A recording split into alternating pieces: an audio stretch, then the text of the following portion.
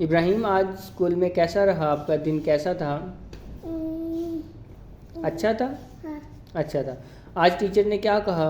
1 2 3 4 5 6 7 8 9 10। अच्छा, आज टीचर ने 1 2 3 4 5 6 7 8 9 10 कहा। और आज आपने और क्या सीखा?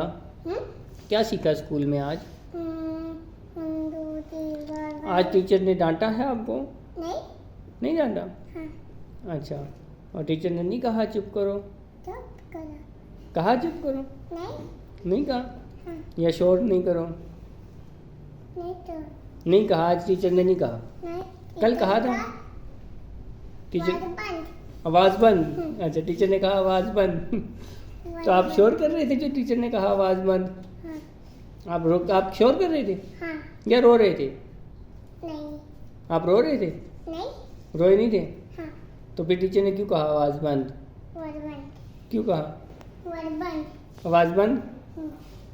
चलो, अब कल जाओगे स्कूल? जैसे आज गए थे वैसे ही जाओगे ना? आज इब्राहिम रोया नहीं था। आज इब्राहिम बाय बाय करता हुआ गया था, है ना? अब इस वीडियो पे भी बाय बाय करो।